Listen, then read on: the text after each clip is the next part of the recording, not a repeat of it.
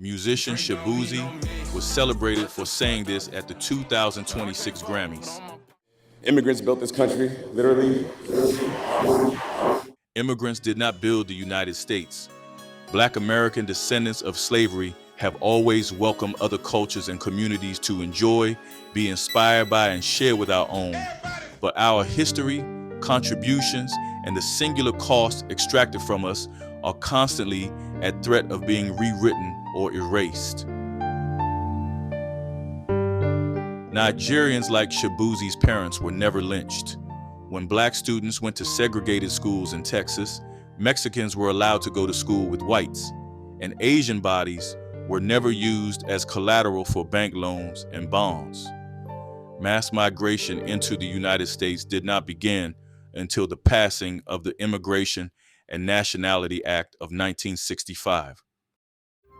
In the nearly 200 years preceding that time, most Americans' ancestry traced either to Northern European settlers or to people descended from 4 centuries of chattel slavery.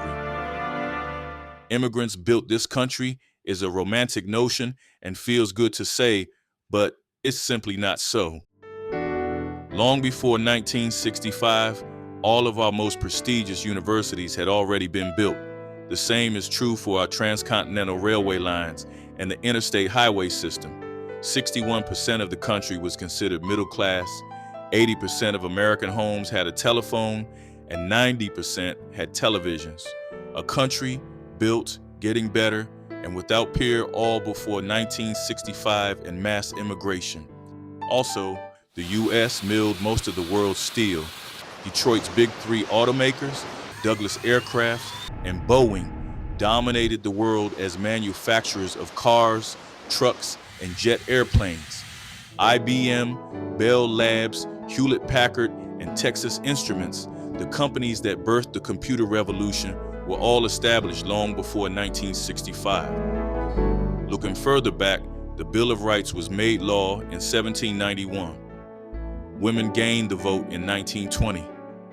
Many of our greatest novels, The Adventures of Huckleberry Finn, The Great Gatsby, To Kill a Mockingbird, and James Baldwin's Go Tell It on the Mountain, were all written before 1965. Gospel, the blues, jazz, and country music are uniquely American and were all going strong and sounding great well before 1965.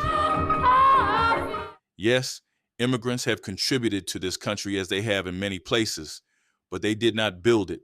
They came for the freedom, opportunity, and security that had already been purchased in sweat and in blood.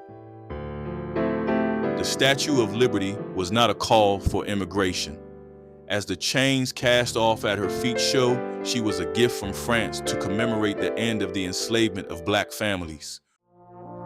Future friend from far and near, I wish you peace, free of fear. Come, make this place your living home, and honor all that we have grown. Look up, not down nor stray. Look up, do not betray. Lift your hand and speak the vow. Stand for truth. Begin it now. Respect is not a requirement of citizenship, but it is a requirement of fellowship.